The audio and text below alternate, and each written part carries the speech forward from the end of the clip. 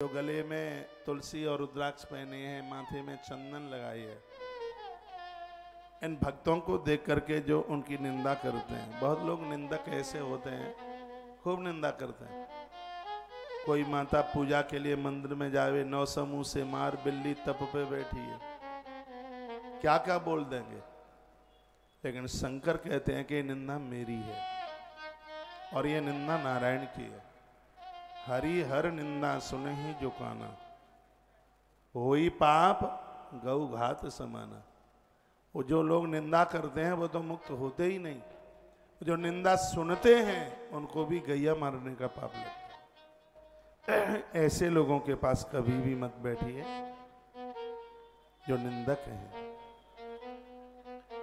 माथे पर लगाई गई भस्म, कल आपने काफी उसके लिए श्लोक भी सुने, अद्भुत बातें सुनी। यही चंदनी चंदने के मिश्रम धार्यम ये भस्मेन त्रिपुंड भस्मना।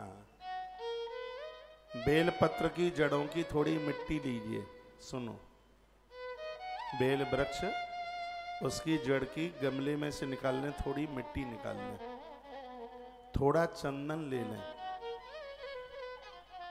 और थोड़ी उसमें भस्म डाल लें, तीनों को उसको उसमें मिला लें। विभूति भालो पर किंचनापि धार्यम सदानो यदस्रस्त बुद्धया। उनकी कभी बुद्धि नहीं बिगड़ेगी। और ये भस्म कौन कौन धारण कर सकते हैं वो भी वर्णन किया है। भस्म धारण करने की इसमें काफी, थोड़ा धीमे बजाइए, थोड़ी अद्भुत विधि का वर्णन किया है। गमले की मिट्टी जिसमें बेल वृक्ष लगा हुआ है, थोड़ा चंदन और थोड़ी उसमें भस्म, तीनों चीजों को मिला करके वो भाल पर लगाएं। कौन कौन लगा सकते हैं? स्त्री विस्त्र पुंड मलकावधारणीयम भस्म दुजाद विरभ्यो वेदवा विरेवम तत्सदासन बताम विश्वदा विभूति धार्या वर्ग फलदाम सकलादहंती। यानी इस ग्रंथ में वर्णन किया है कि इसको धारण करने का अधिकार किस किस को है? स्त्री भी। ऐसी स्त्री जिसका विवाह हुआ है, जिसके पास पति है, वो इसको धारण करने की पूर्ण अधिकारिणी है। विधवा एवं ऐसी माताएं जिनका पति दुनिया छोड़ के चला गया है, जिनकी मांग में सिंदूर नहीं है, वह भी रुद्राक्ष त्रिपुंड और भस्म धारण करने का उसे पूरा अधिकार है। छोटे बच्चे, कुंवारी कन्याएं, चारों वर्णों के लोग वर्णन किया गया। क्षत्रिय, वैश्य, कनिष्ठ, पतित होने वाला व्यक्ति भी, जिससे दुनिया भर के अपराध हो गए, ब्रह्मचारी, गृहस्थी, वानप्रस्थी, साधु, ब्राह्मण, क्षत्रिय, वैश्य, कनिष्ठ, पतित, ये सब भस्म और त्रिपुंड धारण करने के अधिकारी हैं। क्योंकि जिनसे जो भी कोई अपराध हुआ है, भस्म धारण करने से संपूर्ण पाप जल करके राख हो जाते। अज्ञान में बहुत गलती हो जाती है। इसी से पुराण में लिखा है कि जो मनुष्य बन के धरती पर आया और उससे कोई न कोई गलती न हुई हो, ऐसा हो ही नहीं सकता। उससे कहीं न कहीं किसी न किसी प्रकार की कोई गलती जरूर हुई होगी, चाहे वो स्त्री और चाहे वो पुरुष। लेकिन भस्म धारण करने से यह अपराध समाप्त हो जाते हैं। सावन का महीना है, भस्म लगाओ। मेरे माथे पर भस्म लगी है, दिख रही है? हाँ, पूरा आनंद हो रहा है महादेव की सेवा में। मैंने तो इतना अद्भुत हो ये भस्म का महात्म्य पढ़ लिया है। इसकी महिमा में जो अद्भुत जो बातें बताई गई हैं, दूसरे का धन मार लिया, दिया नहीं। हमारे पूर्वजों ने, आनंद की बात देखो, भस्म तुम लगा रहे हो और कष्ट उनके हरण हो रहे हैं जो मर के ऊपर चले गए। इसलिए तो कहा गया है कि एक सत्पुत्र होना चाहिए, क्योंकि पुत्र जो सत्कर्म करता है उसके द्वारा पुरखों को मुक्ति मिलती है। इसलिए तो मैं कहता हूं ये काम आप पूर्वजों के निमित्त, आपको तो ऑटोमेटिक फल मिल ही रहा है, लेकिन यह पूजा जब उनके लिए समर्पित होती है, अगले जन्म में उनको कहीं जन्म भी मिल गया है, उनको कोई तकलीफें हो रही हैं, तो आपके सत्कर्म करने से उनकी तकलीफों का निपटारा हो जाता है। ये बड़ी अद्भुत बात कही।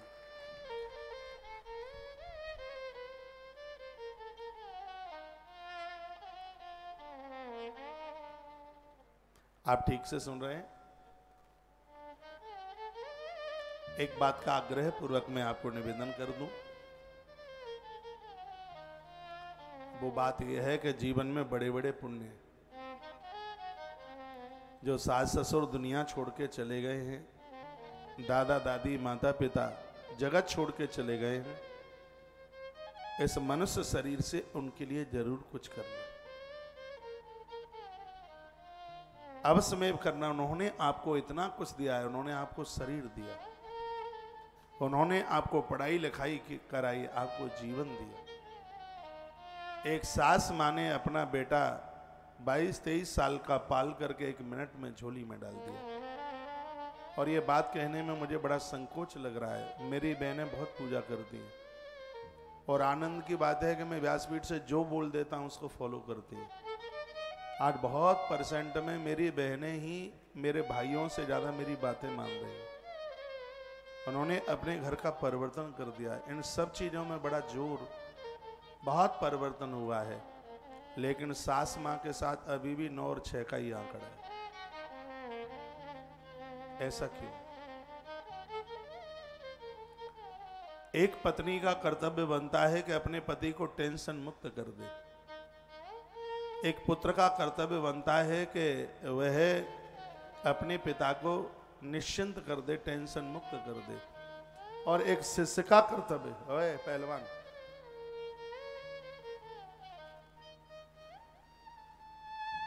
माला कहाँ है तेरी? लेके आनी, कनपटी सेक दूंगा तेरी।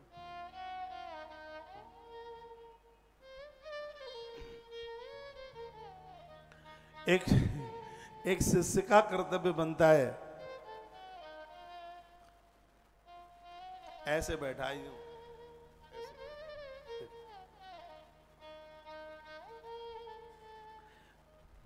पतंग को ज्यादा ढीला कर दिया जाता तो पतंग कट जाती है। उड़ाई होगी अपनी पतंग। घोड़े को ज्यादा ढीला छोड़ देंगे तो गड़बड़ करेगा। इनको बड़ा संभालने की जरूरत है।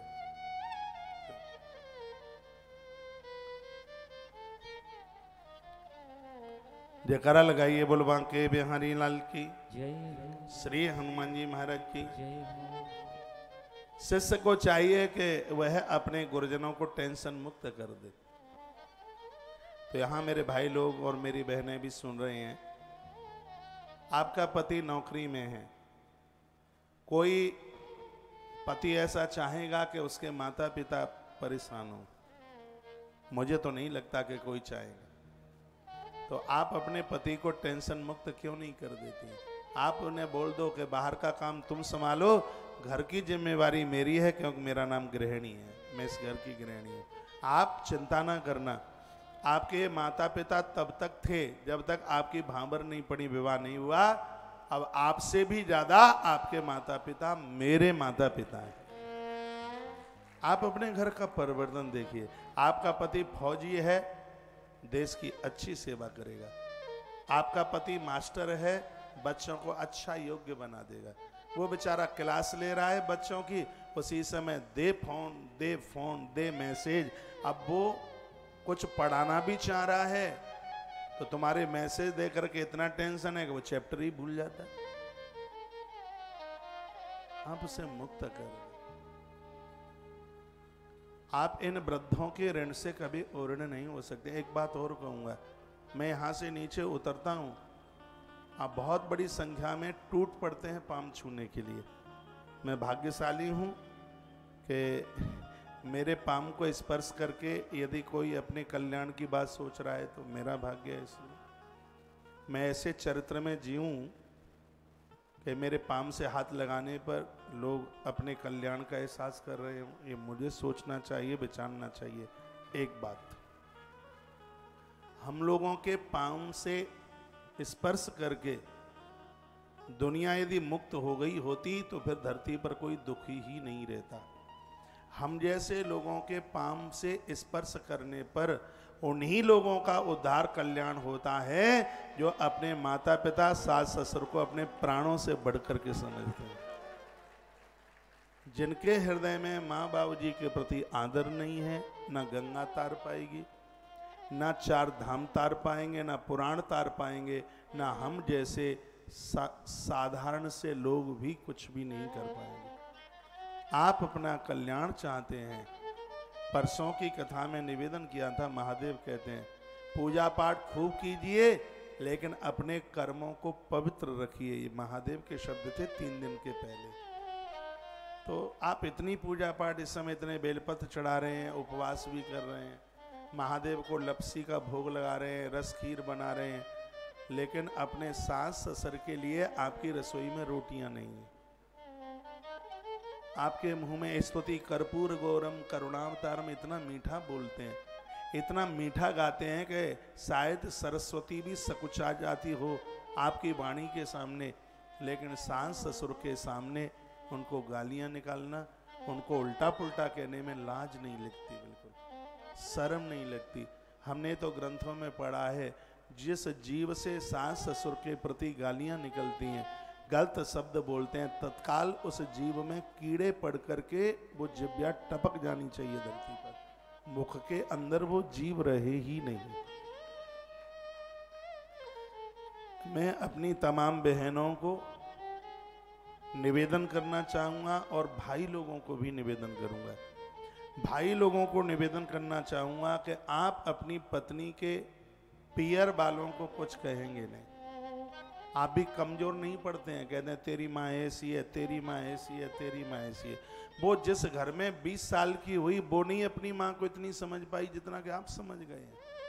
तेरी भाभी ऐसी है, तेरी माँ ऐसी है, तेरा खानदान ऐसा है। बेचारी वो 22 साल रह के आई, उतना उसको नहीं पता जन्म पत्री जितना कि आपने पढ़ रखी है, और आप इतना कुछ बोल देते हैं। नहीं, एक दूसरे की बेटी तुम्हारे घर की गृहिणी बन के आई है, उसको भी आदर चाहिए, उसे भी मान चाहिए, उसे भी सम्मान चाहिए। और घर में नौकरानी जैसी भी उसको इज्जत नहीं मिलती, ये बिल्कुल ठीक नहीं है। ताली एक हाथ से नहीं, दोनों हाथ से बजती है। दूसरे की बेटी को आप बेटी नहीं बेटी से ज़्यादा समझिए, ये आपको हाथों के ऊपर रख करके चलेगी। मैं अपने वृद्ध माता पिता को ऐसा कहूँगा, और मैं अपनी बहनों को कहना चाहूँगा, आप सास ससुर को माता पिता नहीं, इनको माता पिता से ज़्यादा समझिए, तो इससे महापुराण की कथा कल्याण कर देगी, आनंद से भर देगी। जैसे आप देवताओं का भोग लगाते हैं, आप भले ही आप ससुराल में हैं, लेकिन आपका ध्यान आपका अपने मम्मी पापा के ऊपर बहुत होता है। आटा माड़ा, गूंथ दिया, फोन लगा दिया 1 मिनट में, मम्मी कैसे हैं। 4 रोटी उतारी, उसके बाद में फिर कहा मम्मी पापा कैसे हैं। 10 मिनट में जुकाम हो गया, अभी तो 20 मिनट पहले बात ही हुई थी। आप ससुराल में जिस काम में भी आप लगे हैं, आपका ध्यान आपके पियर की तरफ होता है, उसका 1/4 भी ध्यान आपका इन वृद्धों के ऊपर हो जाए। भगवान रुद्र लोक में कम, भगवान आपके घर में ज्यादा होगा। मेरी बात मान लें, फायदे में रहेंगे। मैं तो कोई घाटे की बात करता ही नहीं, मेरी तो हर बात में फायदा है। मैं अपनी संपूर्ण बहनों को, भगनियों को, आप मेरे 27 महीने पुराने श्रोता हैं, बहुत तो मेरे 27 साल के श्रोता हैं, मान लें, नहीं तो आंख में आंसुओं के अलावा कुछ भी नहीं होगा। उन्हें पूछिए जिनको सास ससुर नहीं है, और रो रो करके कहते हैं हमें भी कहीं सास ससुर की सेवा मिलती। देवर्षि नारद जी ने कहा था कि बेटी के पुण्य होते हैं तब सास ससुर मिलते, बिना पुण्यों के नहीं मिलते। बहुत पुण्य होते हैं तब। और जो बेटियां ससुराल गई हैं, उन्हें सास ससुर नहीं मिले हैं, हर अमावस्या के दिन कढ़ाई चढ़ाकर अपने पूर्वजों के निमित्त कुछ बनाकर ब्राह्मण को जिमाए। सच में सास ससुर के ना होने पर भी उनके होने का एहसास होगा। आपने कॉपी रजिस्टर भर दी हैं 27 महीने में कथा सुनते सुनते। तो एक ये रामायण की चौपाई भी लिख लीजिए, क्योंकि मैं तो बिना प्रमाण के कोई बात नहीं करता। राम जी ने कहा था, जानकी मेरी सेवा करोगी यह धर्म है, मेरे साथ वन में मत जाओ, इन वृद्धों की सेवा करोगी तुम तो तुम्हारे लिए परम धर्म है। राम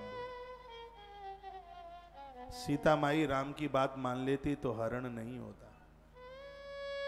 राम ने कहा था, माता जानकी ने अपनी बातें रखी और जानकी मां रुकी नहीं। राम क्या बोले थे? अयोध्या कांड की चौपाई है। यदि आप ठीक से मेरे होठों से निकली हुई बात को एक बार पूरा आप सुन लेते हैं तो उसके रिपीट में आप पूरी चौपाई बोल देंगे। यही ते अधिक धर्म नहीं दूजा, यही ते अधिक धर्म नहीं दूजा, सादर सासो ससुर पद पूजा, सादर सासो ससुर पद पूजा। यही ते अधिक धर्म नहीं दूजा, यही ते अधिक धर्म नहीं दूजा, सादर सासु ससुर पद पूजा। यही ते अधिक, आवाज बढ़ाते हैं यूट्यूब पर। भैया की आवाज बढ़ाते हैं।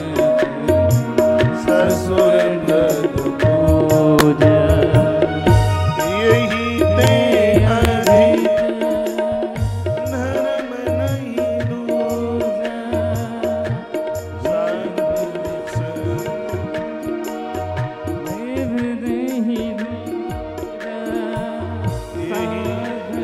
सासु ससुर पद पूजा। यही ते अधिक धर्म नहीं दूजा, सादर सासु ससुर पद पूजा। इससे बड़ा धरती पर नारी के लिए धर्म नहीं है वो श्रद्धा से अपने वृद्ध सासु ससुर की सेवा करे, उनका ध्यान रखे। वो वृद्ध हैं, उन्होंने एक बेटे को जन्म इसलिए दिया था कि बच्चा गृहस्थ को स्वीकार करेगा, घर में पुत्र वधू आएगी जो वृद्धा अवस्था में हमारा ख्याल रखेगी। उन्होंने भी तो एक बेटी को जन्म देके दूसरे घर में भेजकर इस प्रकृति के नियम को पूरा करने के लिए उसने भी किसी वृद्ध और वृद्धा के लिए अपनी बेटी प्रकृति को सौंप दी। तो उसका रिजल्ट, उसका परिणाम उसको भी तो हासिल होना चाहिए। उसके घर में कोई बेटी आती है तो उस बेटी का दायित्व तो बनता है कि अपने घर में वृद्ध जनों का पूरा ध्यान रखे। एक बात मैं और आपको निवेदन करूंगा, आपके पियर में कोई फंक्शन होता है, उसमें भले ही आप चूक जाने, लेकिन आपकी देवरानी, जेठानी और ननद के यहाँ कोई कार्यक्रम होता है, उस कार्यक्रम में आप मत चूकना, क्योंकि पुरखे आशीर्वाद देते हैं। इनसे बोलचाल बंद मत करना। जेठानी माँ नहीं, माँ से ऊपर होती है। देवरानी बेटी नहीं, बेटी से ज्यादा होती है। ननद बहुत पूज्य है। 100 यज्ञ करने से भी उतना पुण्य नहीं मिलता जितना कि ननद का आदर सम्मान करने से जो पुण्य प्राप्त होता है, उसके चरण छूकर आशीर्वाद लेने से जो मिलता है। लेकिन ननद को भी चाहिए कि भाभी की ज्यादा चुगली अपनी मैयों से ना करती रहा करे। मम्मी ये तो ऐसी है, पाम फेरो आ गई है, ऐसी है, अब तुम इंतजार करो ससुराल तुम कैसे निभाओगी, ऐसी है, पता नहीं क्या क्या बोलती रहती है। ननद का अर्थ है जो भाभी को आनंद दे। उसकी चुगली करे अपने भैया से और मैया से तो ठीक नहीं है। और भाभी का अर्थ है जो अपनी ननद की भावी मुसीबतों को काटे। भगवान ऐसा किसी के संग ना करे। इससे महापुराण में कथा आती है आगे उपमन्यु की, जैसे ब्राह्मणों में उपमन्यु गोत्र चला है, आगे मैं सुनाऊंगा वह कथा। भगवान ऐसा किसी के साथ ना करे और किसी बहन की ससुराल छूट जाए, चाहे पति के ना होने पर या पति से नहीं बनती है तो छूट जाता है घर और वह अपने पियर में आकर के रहती है। और उनके लिए पियर में उस बहन को गुजारा करना बड़ा मुश्किल होता है। मैं बहुत आग्रह पूर्वक निवेदन करूंगा, यदि मेरी किसी बहन को ऐसी कोई दिक्कत परेशानी हुई है, वो पियर में रह रही है,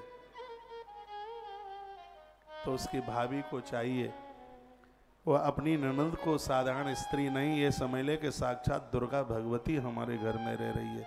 अपने बच्चों का करने में भूल जाना, लेकिन उसका ख्याल रखना ना भूलना, उसका ख्याल रखना। पुण्य देखिए, धर्म देखिए, आपका धर्म कैसे ऊपर जाता है।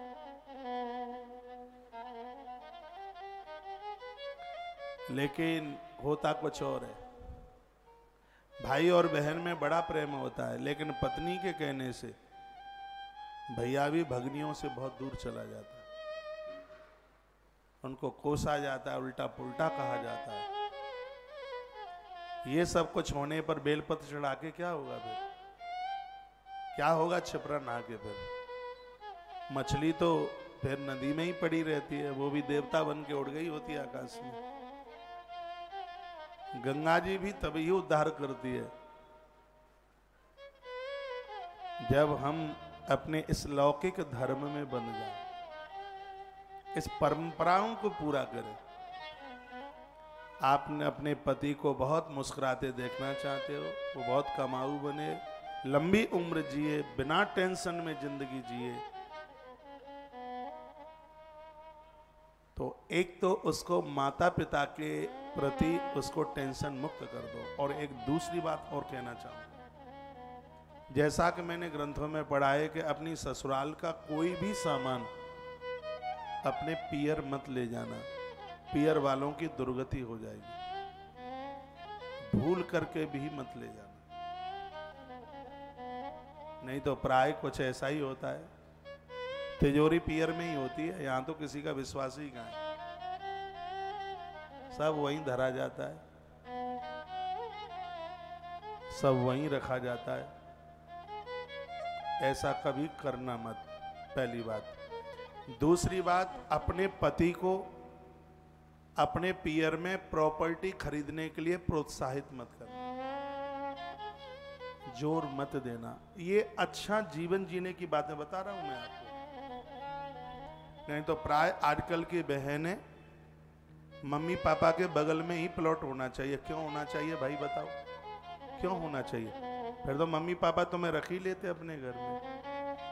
नहीं, भैया के ऑफिस के बगल में ही ऑफिस होना चाहिए, पापा के बगल में ही प्लॉट होना चाहिए। क्यों होना चाहिए? और एक यदि संतान नहीं है, ईश्वर को अपना बनाइए, ईश्वर के ऊपर भरोसा रखिए।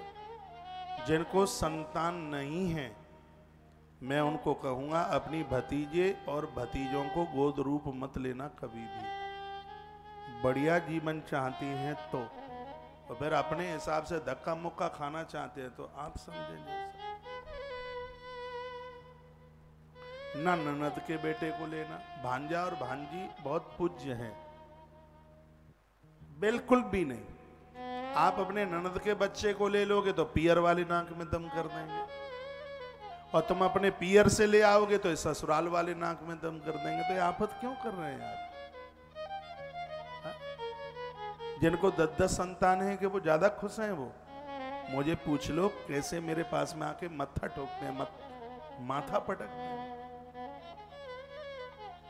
यदि नहीं है संतान, साधुओं के यहाँ महात्माओं के यहाँ कुछ नहीं होता, क्या मस्ती के साथ जीवन जीते हैं, क्या उन्हें आनंद होता है, क्या मस्ती की जिंदगी जीते हैं। ईश्वर को अपना बना लो, प्रभु को अपना बना लो। चलो उसकी ऐसी इच्छा थी, शायद उसने इसलिए नहीं दिया होगा, उसने सोचा होगा ये मेरा भगत है और कहीं इसके यहाँ उठ पटांग जन्म लेने वाला होने वाला था, हो सकता है प्रभु के उस विधान में औलाद नहीं रही होगी। ऐसा कह करके अपने मन को समझा लीजिए।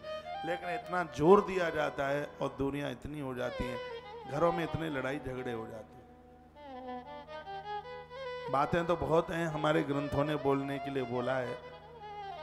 मैं सबको संचित करता हुआ और आज अपनी बात को यहाँ से आरंभ करता हुआ आगे बढ़ रहा हूँ कि मेरी बहनों, इन वृद्धों का ख्याल रख लो, ध्यान रखो।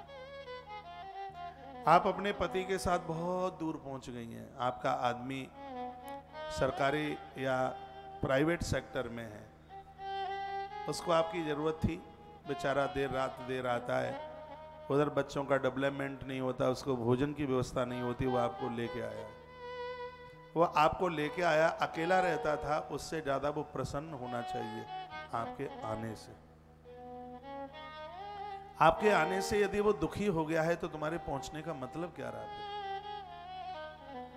और प्राय शाम को आदमी घर में आता है तो माताएं लड़ बैठती हैं, और उसी समय वो राशन का पर्चा उसी समय देंगी जिस समय उसके माथे से पसीना टपक रहा होगा, और आदमी बहुत दुखित हो गया है। मैं इन पुरुषों को भी कहूंगा, जो तुम्हारी पत्नी 8 घंटे से तुम्हारे इंतजार में बैठी है, आप भी अपने ऑफिस की गुस्सा घरवाली के ऊपर मत निकालिए। वो भी इतनी भोली सी है, पूरा बाहर का गुस्सा उसी बेचारी के ऊपर निकाल देते हैं, जाके उसी को दावा लेते हैं। ऐसा मत कीजिए। घर से ऑफिस के लिए जाएं तो ऐसे जाइए जैसे 4 धाम की यात्रा के लिए जा रहे हैं। बच्चों को गले से लगाइए, पत्नी के सिर के ऊपर हाथ रखिए, कहिए चिंता न करना, समय से आ जाऊंगा। माता पिता के चरण छूकर आशीर्वाद लेके जाइए, और जिस समय घर में प्रवेश करो तो ऐसे घर में प्रवेश कीजिए जैसे महाकाल की आरती के बाद में लोग अपने घर में जाके प्रवेश करते हैं। वो उत्साह होना चाहिए, वह सकून, वह प्रसन्नता होनी चाहिए, लेकिन ऐसा होता नहीं। ऐसा करिए तो मुझे विश्वास है कि मेरी बहनें मेरी बहुत बात मानती हैं, तो मेरी इस बात को भी मानेंगी, वह अपने घर में वृद्धों को आदर देंगी। ये दिक्कत क्या है, यूट्यूब पे आवाज नहीं होती बिल्कुल, 100 मैसेज एक साथ, चेक नहीं करते मोबाइल में, इतना मैसेज आ रहा है।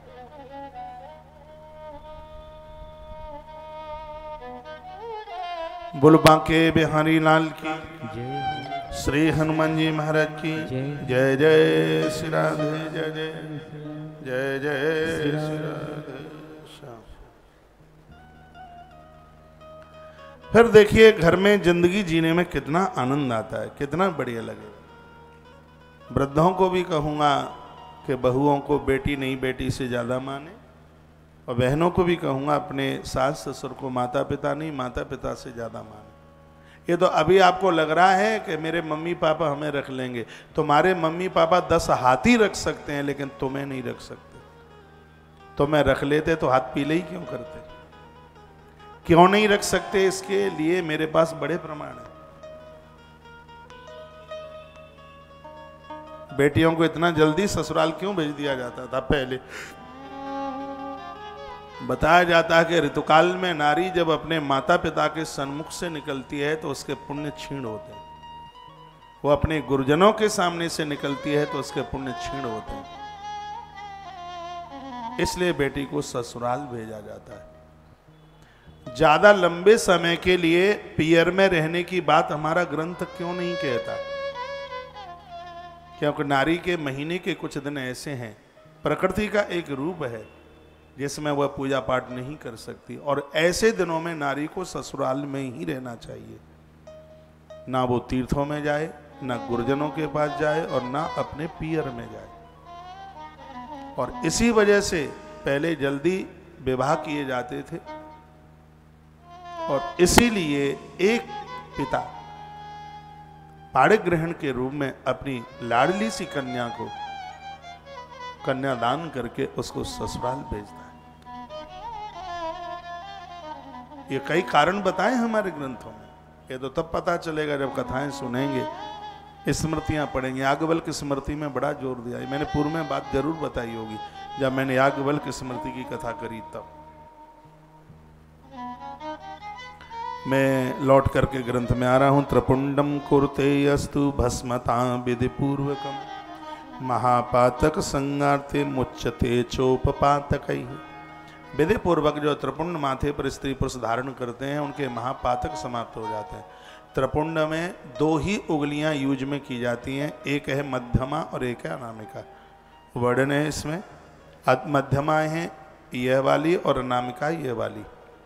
और त्रिपुंड कहाँ से कहाँ तक लगाया जाता है? जहाँ से भ्रुकुटी, जहाँ से ये शुरू होती है और जहाँ तक पूरी होती है, यहाँ से लेकर के जहाँ तक ये जो ऊपर इसको भ्रुकुटी बोलते हैं, जहाँ ये काले बाल होते हैं, जहाँ तक ये होते हैं, यहीं से त्रिपुंड शुरू होता है और जहाँ तक दूसरी आंख के ऊपर भ्रुकुटी, जहाँ ये पूरी होती है और यह त्रिपुंड वहाँ तक ही लगाया जाता है। 3 धार, इसमें 3 रेखाएं होती हैं। कहीं तो लिखा है कि ब्रह्मा विष्णु और महादेव तीनों का रूप है, लेकिन शिव महापुराण में लिखा है कि इसमें जो ऊपर की जो सबसे पहली वाली रेखा है उसको महेश्वर का रूप दिया है। साक्षात वो महेश्वर के रूप में है। और इसमें जो एक और रेखा है वो साक्षात शिव के रूप में है, और जो एक और रेखा है वो साक्षात भगवान रुद्र देवता के रूप में। अंदर जो बिंदी रखी जाती है वो आदि शक्ति के रूप में है। इस प्रकार से त्रिपुंड की बात। तीर्थानी लोकेस्मिन् गंगायाम सृतस्य वै, जो लोग त्रिपुंड धारण करते हैं, भस्म लगाते हैं, उनको संपूर्ण तीर्थों में, नदियों में स्नान करने का तत्काल फल प्राप्त हो जाता है। इतनी बड़ी महिमा भस्म धारण करने की है, त्रिपुंड लगाने की। तीर्थानी, संपूर्ण तीर्थों में भ्रमण करने का उन्हें पुण्य मिल जाता है। स्नातो भूत सर्वत्र ललाटे तु त्रिपुंडकम, स्नान करने से जो फल प्राप्त होता है, त्रिपुंड भस्म धारण करने से वही फल प्राप्त हो जाता है। सप्तकोटि महामंत्र वर्णन है कि जो जीवन में तिलक, रोली, चंदन लगाते रहे हैं, 7 करोड़ मंत्र जपने से जितना फल प्राप्त होता है, देवी देवताओं का चंदन माथे पर लगाने से उतने फल की प्राप्ति हो जाती है। आप जिस भी संप्रदाय में आप जी रहे हैं, आप खड़ा तिलक लगाएं, चाहे तिरछा त्रिपुंड लगाएं, भस्म लगाएं, इसको लगाने से 7 करोड़ मंत्र जपने से जितना फल प्राप्त होता है, उतने फल की प्राप्ति होती है। और आनंद की बात यह है कि इसमें स्त्री और पुरुष दोनों के लिए बात बताई गई, दोनों ही। ललाट बड़े अच्छे लगते हैं जब उस पर चंदन, रोली, तिलक भाल पर होता है। माताओं के लिए भी खुली इजाजत है इसमें लगाने के लिए, माथे बड़े अच्छे लगता है। साउथ में बहुत चलता है माताएं, और ऐसा नहीं है गृहस्थ में नारी जो जीवन जी रही है वो नहीं लगा सकती है। बांके बिहारी जी के मंदिर से देवियां निकलती हैं, माथे के ऊपर ऐसे चंदन लगा हुआ होता है, भले ही वो अग्रवाल हैं, माहेश्वरी हैं या कोई छत्रियाणी माता है, लेकिन जब मंदिर से वो निकलती हैं तो ऐसा लगता है कि पंडितानी निकल के आई है मंदिर से, बिल्कुल ऐसा लगता है। भाल इतने सुंदर लगते हैं, इतना बढ़िया लगता है। तो यह थोड़ा आदत में डालिए। और एक बात और मैं आपको बताऊं, बिना रोली, तिलक, चंदन लगाए हुए भगवान की गई पूजा निष्फल चली जाती है। जैसे धुआं वाली आग में कनस्तर घी का छोड़ दिया, उसका कुछ नहीं मिलता। इसलिए पूजा में जब बैठे हैं तब भाल के ऊपर चंदन, रोली, तिलक जो भी कुछ आप लगाते हैं वो लगाना ही होता है। पूजा का महत्व तब ही बढ़ता है, तभी बढ़ता है। एक बार जयकारा लगाए बोल बांके बिहारी लाल की। हमने तो बहुत बातें पढ़ी हैं, जैसे एक नारी स्नान करके आई, वो मंदिर में पूजा में तभी बैठ सकती है जब उसके भाल के ऊपर बिंदी लगी हुई है। लेकिन आजकल बिंदी माथे पर कम होती है, बास्पेशन के ऊपर की दीवार के ऊपर ज़्यादा, टाइल्स के ऊपर चिपकी होती है बिंदी, शीशे के ऊपर लगी हुई होती है, भाल पर बिंदी होती नहीं है। हमने किसी को पूछा, दीदी आपके भाल पर बिंदी नहीं है, तो बोलती है कि बिंदी का मैच नहीं मिला, साड़ी हरे रंग की थी और बिंदी लाल थी, मैच मिल नहीं रहा था इसलिए नहीं लगाई। क्या सुहाग में भी मैच मिलाया जाता है? तो रंग तो पति से भी नहीं मिलता, पत्नी से भी नहीं मिलता, तो फिर कह दो दूर दूर दूर दूर मैच नहीं मिल रहा है, ऐसे भी तो बोल सकते हो। फिर तो पहले यहां से लेकर के यहां तक सिंदूर लगाया जाए। अब बिहार प्रदेश में तो आज भी ऐसे ही लगता है। सिंदूर की कितनी बड़ी महिमा है। राम जी ने दरबार में हनुमान को कहा कि अपनी माँ को बुला के ले आ। तो हनुमान नाटक में कथा थी, तो हनुमान जी गए, सो देखा मैया मांग में सिंदूर भर रही थी। हनुमान ने कहा, माँ ये क्या है? कहा ये सिंदूर है, आपने ऐसे क्यों लगा लिया है? हनुमान को तो पता ही नहीं था। हनुमान जी ने कहा, इससे तुम्हारे प्रभु की उम्र बढ़ती है। सिंदूर लगाने से उम्र बढ़ती है? हाँ। मैया चलने लगी उधर, डिबिया में जितना भी सिंदूर रखा था हनुमान जी ने पूरी देह के ऊपर पोत लिया उसे। हनुमान जी दरबार में पहुंचे, राम जी ने कहा हनुमान ये क्या है? हनुमान ने कहा माँ ने कहा था, माँ ने एक लकीर सी लगाई तो मैया ने कहा कि इससे उम्र बढ़ती है, तो मैंने पूरे देह में पोत लिया कि भगवान धरती छोड़ के ही न जाए। प्रभु मैंने पूरे शरीर में, राम रो पड़े और राम जी ने कहा हनुमान आज मैं यह वरदान देता हूं और वो वरदान तुझसे जुड़ा हुआ है। एक तो सिंदूर तुझे बहुत प्रिय होगा और एक दूसरा वरदान यह है जानकी के इस महात्म्य को कोई सुने नारी और अपने पति के लिए जो भाल में जो सिंदूर लगाएगी उसकी कदर समझेगी, उसका मान समझेगी, तो उसके सिंदूर के लगाने से उसके पति की उम्र बढ़ेगी, आयु बढ़ेगी। आजकल तो इतना लगा लिया जाता है बगल में कोई देख न ले, हल्का सा लगा लेंगे, इतना सा यूं इतना सा नहीं। इन सब चीजों को आदर मिलना चाहिए। पूजा में बैठे भाल पर बिंदी लगा के उसके ऊपर चंदन लगाइए, त्रिपुंड लगाइए, भस्म लगाइए, करके तो देखें आप, आपको कितना सुकून मिलेगा, बहुत संतुष्टि मिलेगी, आपको बहुत अच्छा लगेगा। गले में तुलसी जो कंठी कंठ को छूती है, एक मन का जो गले में पहना जाता है सूतक पातक में, ऋतुकाल धर्म में भी उसको उतारने की जरूरत नहीं होती, वो 24 घंटे गले में कंठ में पड़ा रहे, सूतक पातक में भी पड़ा रहे, वो कभी अपवित्र नहीं होता। एक मनके का इतना प्रभाव है। और कंठी तो कंठ को चिपटी हुई तुलसी कंठी, यह हो गए। आप त्रिपुंड की महिमा, सर्व तीर्थेषु यत् पुण्यम सर्व तीर्थेषु यत् फलम तत्फलम समाप्नोति भस्म स्नान करू नर। संपूर्ण तीर्थों में स्नान करने से, संपूर्ण तीर्थ यात्रा करने से जितना पुण्य प्राप्त होता है वो है फल भगवान को भस्म चढ़ाने से और अपने माथे पर भस्म लगाने से उतने फल की प्राप्ति हो जाती है।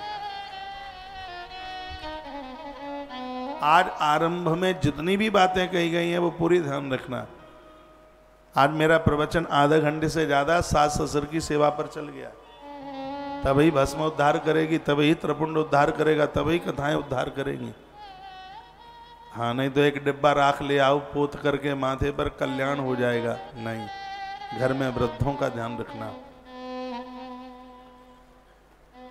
और बड़ी अद्भुत बात व्यासपीठ से कही गई, इन पुरुषों को टेंशन मुक्त कर दो। देखो एक बात अभी मैंने बोली थी कि इस भ्रकुटी से लेकर के यहां तक त्रिपुंड या भस्म लगाई जाए, यह बात विद्येश्वर संहिता श्री शिव महापुराण अध्याय नंबर 24 के श्लोक नंबर 85 में चर्चा की गई है। भ्रोर मध्य समारभ्य यावदंतो भवे ध्रुवो तावत प्रमाणम संधार्य ललाटे च त्रिपुंडकम। ये त्रिपुंड यहाँ से लेकर के यहाँ तक नहीं लगाया जाता, जहाँ ये भ्रकुटी पूरी होती है यहाँ से लेकर के यहाँ तक लगाया जाता है। जहाँ ये भ्रकुटी के मध्य में, भ्रकुटी जहाँ ये काले काले बाल दिखाई देते हैं यहाँ तक भ्रकुटी है, यहाँ से लेकर के यहाँ तक इसको लगाने का विधान है। महादेव, महेश्वर और शिव ये तीन रेखाएं, ब्रह्मा विष्णु और महादेव, त्रिपुंड में इन तीन रेखाओं की बात कही गई है। बोलो बांके बिहारी लाल की, हनुमान जी महाराज की जय। यूं तो 36 जगह चंदन तिलक लगाने की बात कही है, लेकिन उतना ना हो पावे तो कृपया 5 जगह पर चंदन तिलक जरूर लगाइए। 5 जगह कौन कौन है? उन तमांके ललाटे च कर्णयोरितृस तथा नासा वक्त्रा गले श्वेवम हस्तयोर भयुस तथा। एक ही श्लोक में 5 जगह बता दी, आप लिख सकते हैं। 5 जगह का दोनों बाजू, हृदय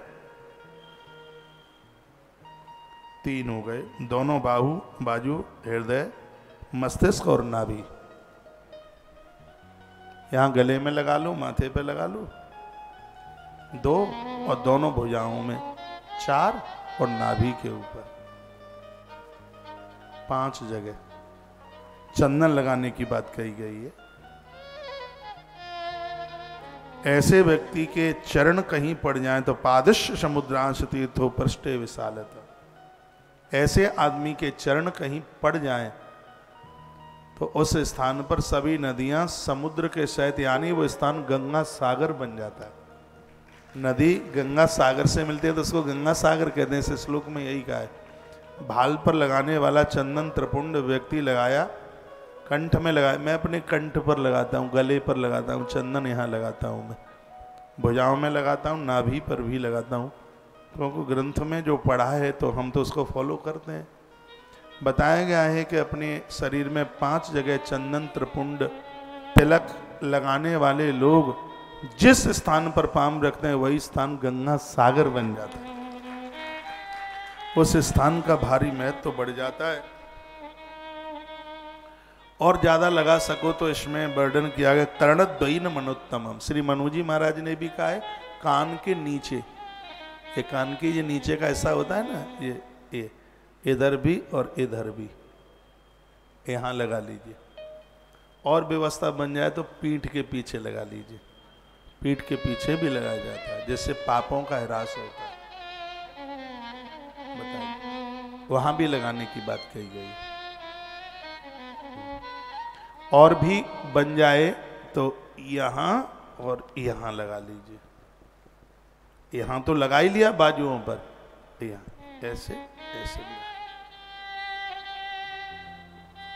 तो ये बड़ी अद्भुत बात कही गई है, आनंद हो गया। मस्तकम बाहु हृदयम नाभिर हरे बचह पंच स्थान मूर्धानु धरणे भस्म विजंजना। बहुत ज्यादा न लगा पाए तो 5 जगह है, जरूर लगाइए। फिर वर्णन किया त्रिनेत्रम त्रिगुणा धारम त्रिदेव जनकम शिवम स्मन नमः शिवायति ललाटे। कुछ भी नहीं आता था ओम ओम कह करके लगा लीजिएगा। वैसे त्र्यंबकम जयामहि सुगंधिम पुष्टिवर्धनम उर्वारुकम विबंधनात् मृत्योर्मुक्षीयमामृतात्। इसमें लिखा है कि वेद के इस मंत्र के द्वारा भस्म धारण की जाती है।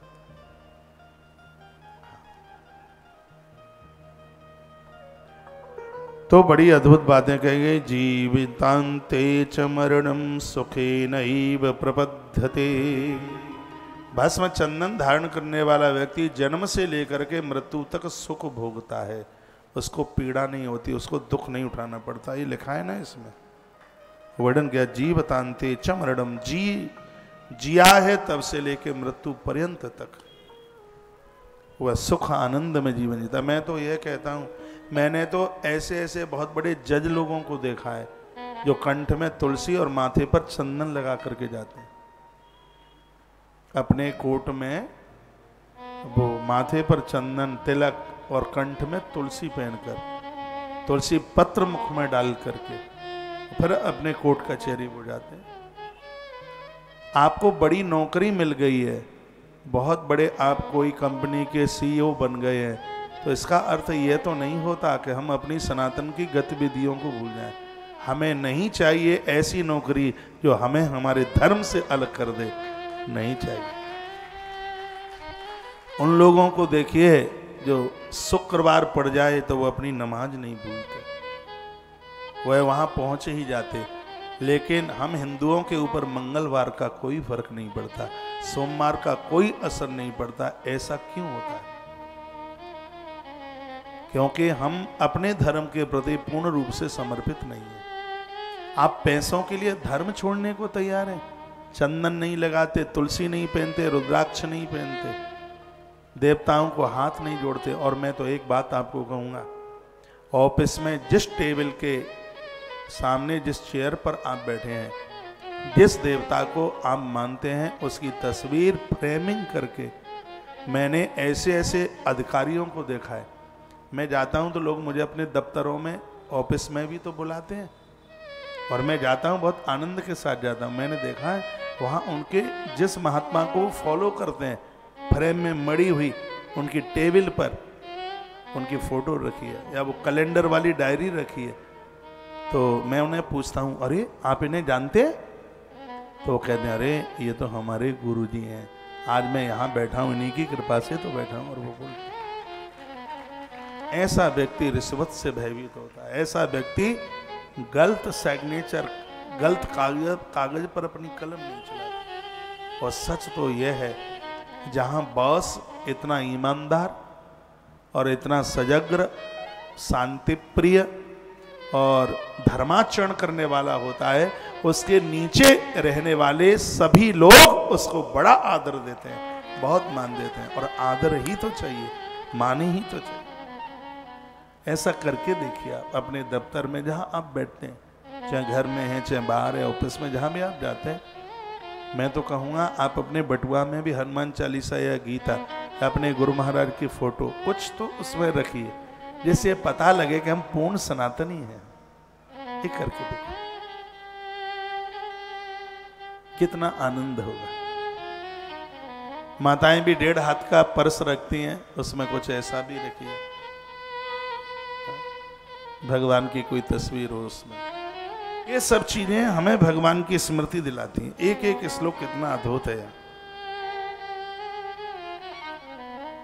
बहुत बढ़िया है।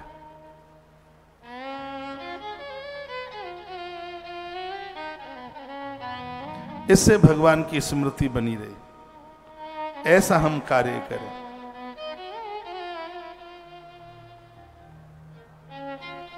त्रिपुंड और ये भस्म महात्म्य आप कल से सुन रहे हैं।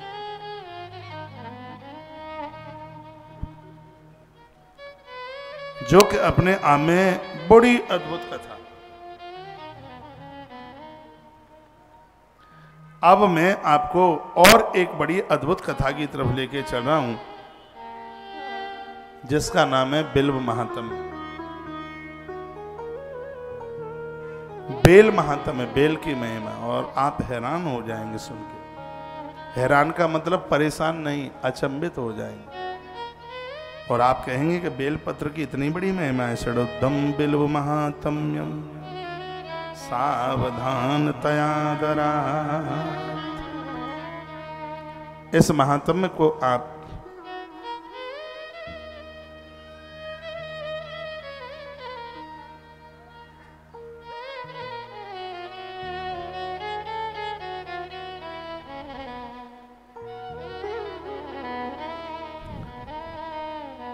मेरे पास में एक मैसेज आया है, और मैं अपनी बहनों का इतना आदर करता हूं, तालियां बजाइए।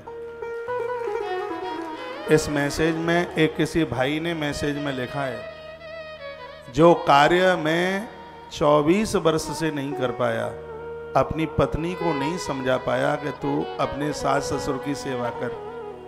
महाराज जी, आपके 5 मिनट की कथा सुन करके 5 मिनट में परिवर्तन हुआ। ये बातें ही ऐसी हैं। और मेरी एक बहन नहीं ऐसी, मेरी हजारों भगिनियां होंगी, हजारों, जो अपने सास ससुर को इंसान नहीं,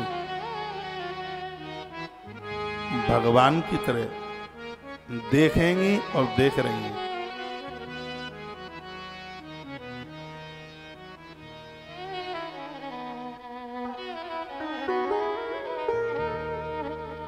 आइए 2 पंक्तियों के साथ में मैं आगे चलता हुआ और फिर कथा के प्रसंगों को, बिल्व महात्म्य और रुद्राक्ष महात्म्य आज की प्रमुख कथा है, छोड़ मत देना बिल्कुल। तो जे शंकर कहूँ या शंभु या कहूँ नांदिया वाला, तेरी रमी विभूति तन पे कांधे पे है, विषधर काला। ओम हरिओम हरिओम हरिओम हरिओम। आइए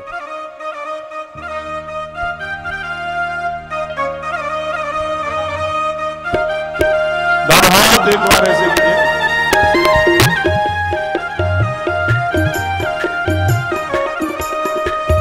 शंकर कहो ये शंभो या कहो नादी वाला, तुझे शंकर कहो या शंभो या कहो नादी वाला, तेरे रमी भभूति तन पे कांधे पे विषधर काला, तेरे रमी भभूति तन पे कांधे पे विषधर काला। तुझे शंकर कहो या शंभो या कहो नादिए वाला, तेरी रमे भभूति तन पे कांधे पे विषधर प्याला।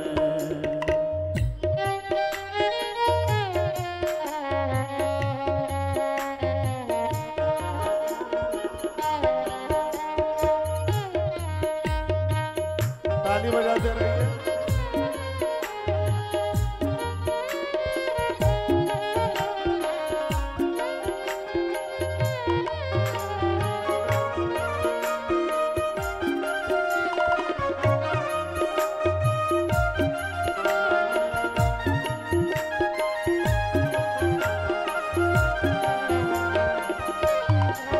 गंगाधर नाम तुम्हारा, केशों में गंगा बहती, यो तरण तारिणी गंगे, सारे जग के दुखड़े धोती। यो तरण तारिणी गंगे, सारे जग के दुखड़े धोती। खुशियों से दामन भरती, जीवन में करे उजाला, तेरे रमे भभूति तन पे कांधे पे विषधर काला। तुझे शंकर कहो या शंभो या कहो नादिए वाला, तेरे रमे भभूति तन पे कांधे पे विषधर काला। हरि ओम हरि ओम हरि ओम हरि ओम हरि ओम हरि ओम हरि ओम हरि ओम।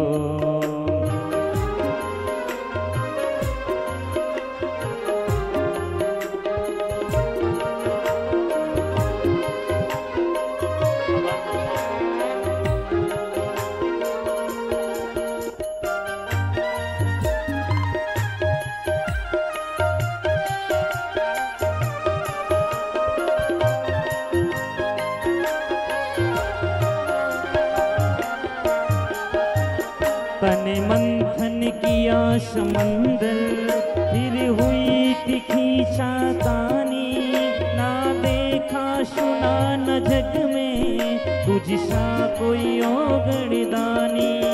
तूने सभी को अमृत बांटा, तूने सभी को अमृत बांटा, खुद काल के घूट पी डाला, तेरी रमी भभूति तन पे कांधे पे विषधर काला। तुझे शंकर कहो या शंभो या कहो नादिए वाला, तेरी रमी भभूति तन पे कांधे पे विषधर काला। हरि ओम हरि ओम हरि ओम हरि ओम हरि ओम हरि ओम हरि ओम हरि ओम।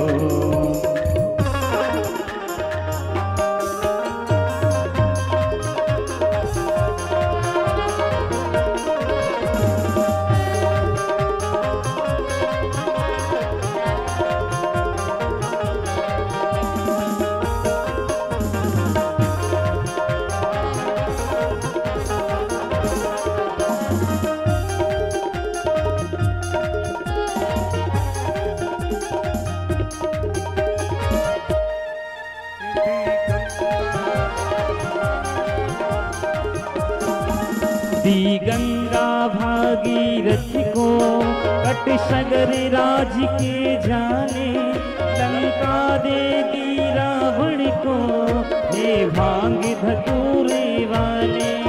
तेरे देखे ढंग निराले, तेरे देखे ढंग निराले, यूं कहते डमरू वाला, तेरी रमी भभूति तन पे कांधे पे विषधर काला। तेरी रमी भभूति तन पे कांधे पे विषधर काला। तुझे शंकर कहो या शंभो या कहो नादिए वाला, तेरी रमी भभूति तन पे कांधे पे विषधर काला।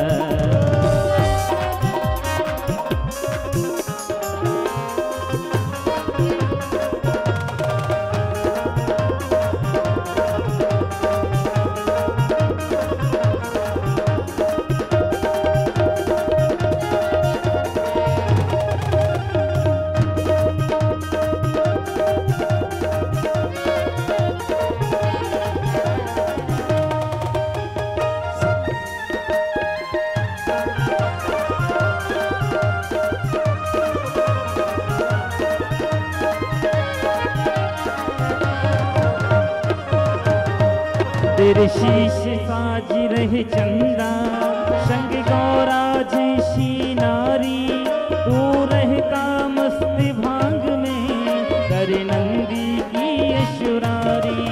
महादेव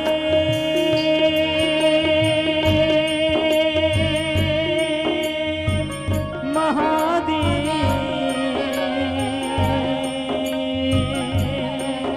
महादेव, तेरे शीश साजी रहे चंदा, रहे संग में गौरा रानी, तू रहता मस्त भांग में, हरे नंदी की यशुआरी।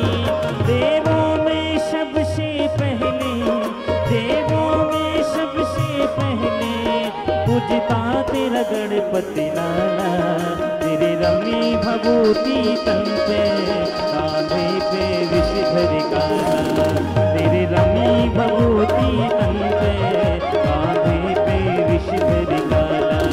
तुझे शंकर कहो या शंभु, ना कहो ना दिए वाला, तेरे रमी भभूति तन पे, कांधे पे विषधर काला, कांधे पे विषधर काला।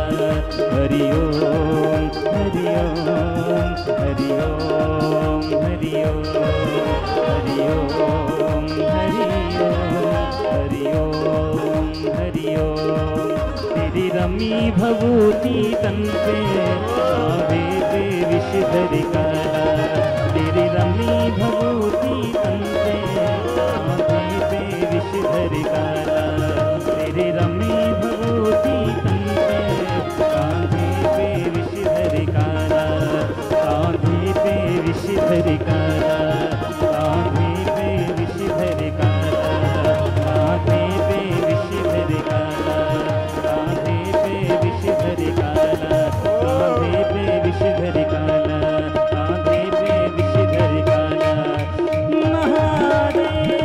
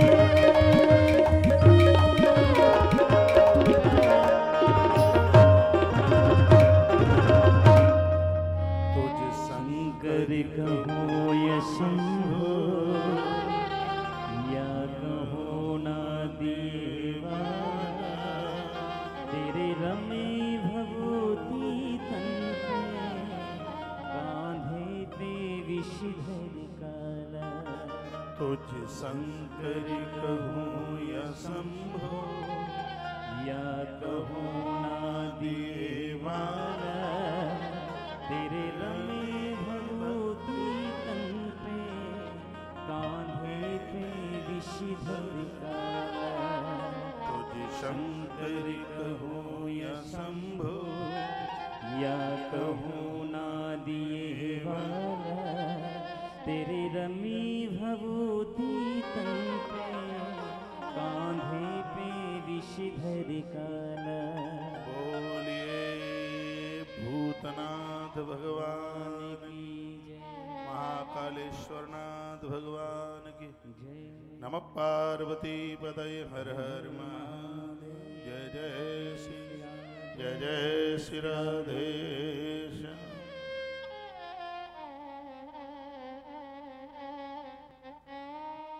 आप बोर तो नहीं हो रहे हैं?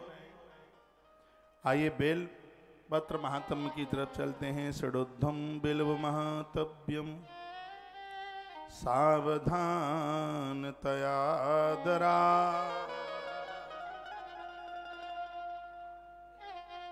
कहा गया है कि बेल पत्र महात्म्य है, इसको सावधान होकर के सुनिए।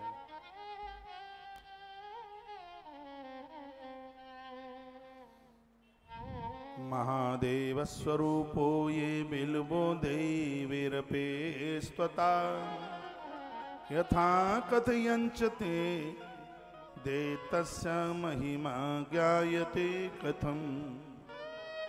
बेलपत्र की महिमा स्वयं भगवान शंकर भी अपने आप में पूरी नहीं कर सकते। इसकी कुछ विशेष बातें हैं, वो आप लिख सकें तो जरूर लिख लीजिएगा, जो बेलपत्र के लिए जो बड़ी आवश्यक बातें कही गई। सबसे बड़ी बात है, जहाँ बेल वृक्ष का पेड़ होता है वहाँ आसपास सांप नहीं रहते, वहाँ सर्प नहीं आते। जिस घर में सांप बिच्छू ज़्यादा निकलते हैं, गमले में या जमीन में बेलपत्र लगा दें। बेलपत्र जमीन में भी लगता है, बाउंड्री के बाहर भी लगता है, बाउंड्री के अंदर भी लगता है। बेल वृक्ष ऐसा पेड़ है जिसके आसपास कभी सर्प नहीं आते। ये बेलपत्र की बहुत बड़ी महिमा है, बहुत बड़ी महानता है। मुर्दा मरघट के लिए जा रहा हो और यदि वो बेल वृक्ष के नीचे से निकल जाए तो ग्रंथ में वर्णन है कि उस जीव का मोक्ष हो जाता है। इसीलिए 1000 पेड़ लगाने के बराबर एक बेल की महिमा है। बेल का इतना बड़ा महात्म्य है। सहस्र रोपितम वृक्षम, सहस्र कहते हैं 1000 को। 1000 पेड़ों को रोपना यानी लगाना, उसका जितना महात्म्य है एक बेल का पेड़ लगाने की उतनी बड़ी महिमा। इतनी इसकी महिमा भरी हुई है क्योंकि कोई शमशान घाट के लिए जीव जा रहा हो और वो बेल वृक्ष के नीचे से निकल जाता है, पार्थिव शरीर के ऊपर बेल पेड़ की छाया पड़ जाए, तो ऐसा बताते हैं कि जब ये पार्थिव शरीर मरघट की तरफ जाता है तो हजारों भूत प्रेत उसे घेरे हुए होते हैं। बेल वृक्ष के नीचे से जैसे ही वह जीव जाता है, निकलता है, तो जितने भी भूत प्रेत हैं वो सब स्थान छोड़ के भाग जाते हैं। इतनी बड़ी महिमाएं भैया बेल वृक्ष की। इसके प्रति पूरी श्रद्धा रखिए। मैं तो इसके बारे में बहुत बातें आपको निवेदन करूंगा, बताऊंगा।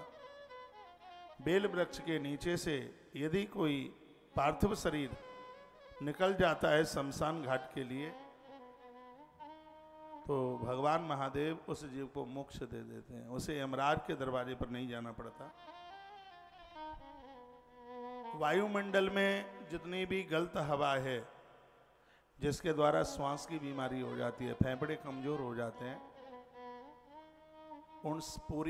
उस हवा को ये सोख लेता है। मैं 100 शब्दों का शब्द एक बोल दूं, जो बेल वृक्ष के नीचे बैठता है, जिसके घर में बेल वृक्ष होता है, जिसे बेल वृक्ष की छाया मिलती है, जिसको बेल वृक्ष का स्पर्श मिलता है, उस व्यक्ति को जीवन में कभी श्वास की बीमारी नहीं होती। बेल वृक्ष श्वास बढ़ाता है। वायुमंडल के संपूर्ण जो हवा की अशुद्धता है उसे वो समाप्त कर देता है। दिल्ली जैसी जगह पर बहुत ज़्यादा बेल के पेड़ होने चाहिए, क्योंकि दिल्ली का जो वायुमंडल, जो ऑक्सीजन, जो हवा है, अब तो मुझे पता नहीं, उधर समयपुर बादली जो रोहिणी क्षेत्र में पड़ती है, बहुत समय पहले मैंने काफ़ी कथाएं वहाँ करी, तो सुबह जैसे ही हम नाक छिनकते तो उसमें से कोयला जैसा निकलता। हमने कहा सबकी नाक सफ़ेद निकलती है, हमारी काली क्यों निकलती है? अंदर से वो काली नाक निकले। मैं हंसाने के लिए नहीं बोल रहा हूँ, सही है ये। तो वहाँ वो बोले कि यहाँ पर फैक्ट्रियाँ हैं, उसमें कोयला जलता है, धुआं निकलता है, और ये उसकी वजह से ये ऐसा होता है। पूरे देश में सबसे ज़्यादा गाड़ियाँ दिल्ली में, सबसे ज़्यादा प्रदूषण, सबसे ज़्यादा धूल दिल्ली में है। तो ऐसी जगह पर जहाँ प्रदूषण बहुत ज़्यादा है, ऐसी जगह पर पीपल, बरगद और बेल के पेड़ होने चाहिए। वृक्ष पे बिल्व के लिए बोला गया है कि यह वायुमंडल की हवा की जितनी भी संपूर्ण अशुद्धियां हैं सबको सोख लेता है, हवा को फिल्टर कर देता है। जिसके घर के आसपास बेल के वृक्ष होते हैं, उस घर में रहने वाले लोग 20 वर्ष ज्यादा जिंदगी जी लेते हैं।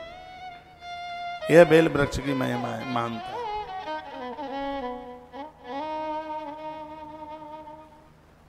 और हम तो इस काम में बड़ी जोर से लग गए हैं। वृंदावन की परिक्रमा मार्ग में बहुत बेल के पीपल के पेड़ लगाए। आज परिक्रमा करने को मैं कभी निकलता हूँ, टाइम मिलता नहीं है। मैंने 2011 में बहुत पेड़ लगाए, वृक्ष लगाए, 13 में लगाए। जिस साल वो तबाही आई थी उसमें बद्रीनाथ साइड में, केदारनाथ में, उस साल भारी पेड़ लगाया तुलसी वन आश्रम में। आज वो जवान हो गए हैं वो पेड़। कभी कभी तो मैं परिक्रमा में निकलता हूँ, एक राघव आश्रम के सामने एक पेड़ है पीपल का, मेरे हाथों का लगाया हुआ है। श्याम कुटी से थोड़ा चल के मेरे हाथों का लगाया हुआ है, उसको मैंने अपने हाथों, आज जवान हो गया है। चाहे मैं बंदरों के लिए कुछ डालने के लिए निकलूं, चाहे वैसे कहीं से परिक्रमा करता हुआ आऊं, तो एक बार उस पेड़ को मैं लिपटता जरूर हूं। वो मुझे अपना लगता है। महाभारत के वन पर्व में बड़ा अच्छा वर्णन है। बच्चे आपको धोखा दे सकते हैं, लेकिन यदि आपने वृक्ष लगाए हैं तो ये पेड़ गयाजी में जाकर आपके लिए पिंडदान करने के लिए जाते हैं वृक्ष। इसलिए एक पेड़ लगाना 10 पुत्रों के लालन पालन के बराबर। पितामह भीष्म युधिष्ठिर को बोले थे, एक पेड़ 10 पुत्रों के बराबर, और एक वृक्ष की हत्या करना 100 लोगों के प्राण लेने के बराबर। इसलिए पेड़ों को अंधाधुंध काटिए मत। इस जगत को बचाने के लिए घर में जितने लोग हैं कम से कम हर वर्ष उतने पेड़ लगाइए, वृक्ष लगाइए। ये पेड़ नहीं होंगे तो ये बीमारियां बढ़ती जाएंगी। कोरोना जैसी भयंकर बीमारियां इस बात का ही तो प्रतीक है। अंधाधुंध पेड़ काटे तो जा रहे हैं, लेकिन पेड़ लगाए नहीं जा रहे। वृक्षारोपण, इस बात को भूलना मत। हजार हजार पेड़ के बराबर एक बेल का पेड़ है।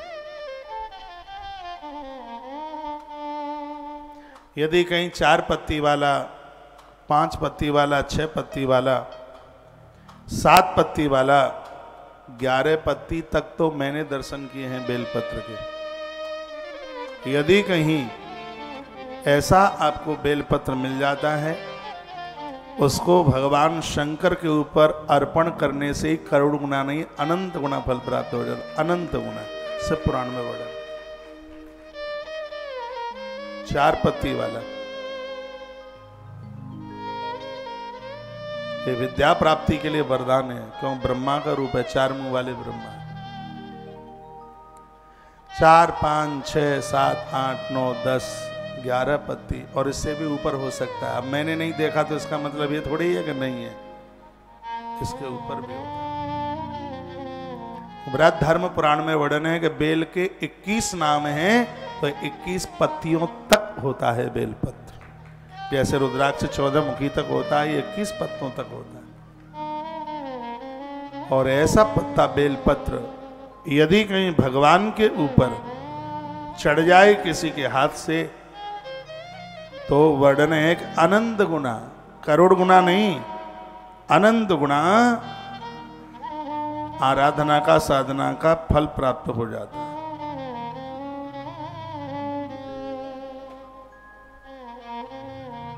जिनको मिला है तो पहले भगवान को चढ़ाइए, फिर उठा लीजिए, फिर उसको लेमिनेशन करके अपने पास सुरक्षित रख लीजिए। घर में 4 मुखी, 5 मुखी, ये दीदी ने मुझे दिया था, मैंने बड़ा संभाल के रखा था। कल परसों उसको पता नहीं कौन यहाँ से ले गया। 4 पत्ती वाला रखा है, मिला ही नहीं। मैं तो ढूंढ रहा था, कल मिला नहीं। चढ़ाया था मैंने ग्रंथ पर उसे पूजा में।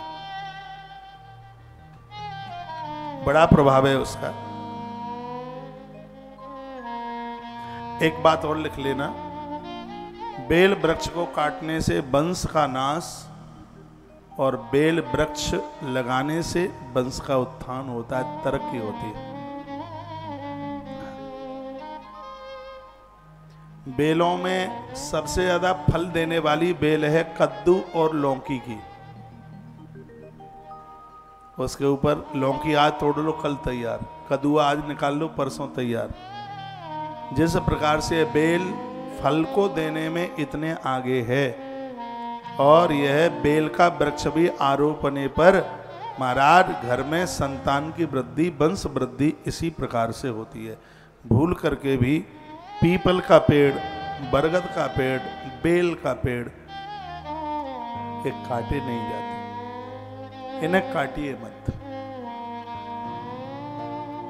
छोटे हैं, कुछ दिक्कत हो रही है उनके द्वारा, उनको उठाकर दूसरी जगह लगवा दीजिए। कन्याओं के हाथ से 10 साल तक की बेटी को अपराध नहीं लगता है, उसके हाथ से उखड़वाइए, उसको मिट्टी खोदें जड़ के नीचे से, जड़ धरती में रह जाए, तना काट दें, अपराध हो जाएगा। उसको दूसरी जगह आरोपित करने का विधान है, उसको काटने का विधान बिल्कुल भी नहीं है। बेल वृक्ष को काटने से परिवार का ह्रास हो जाता है और बेल वृक्ष लगाने से वंश की बहुत वृद्धि होती है, संतान संतति की कमी नहीं आती। बेल वृक्ष लगाने की इतनी बड़ी महिमा है।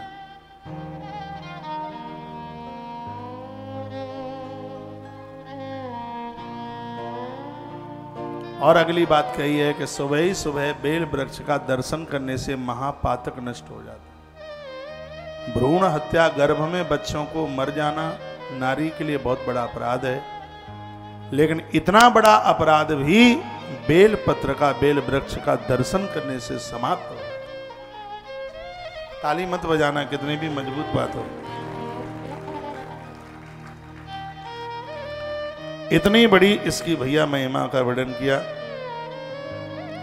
बेल वृक्ष के प्रति अपनी पूरी श्रद्धा रखिए।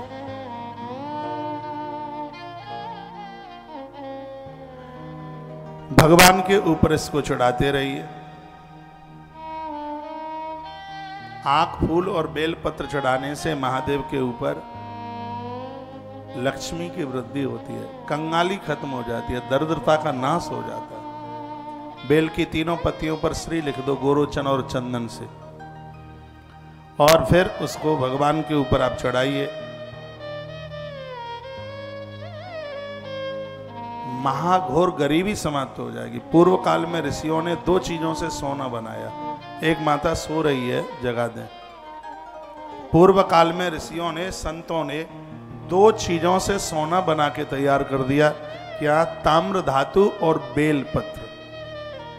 बेल के द्वारा बेल पत्र और तांबे की धातु से एक ऐसा विशेष प्रयोग किया गया, संतों ने उससे स्वर्ण बना के तैयार कर दिया गया।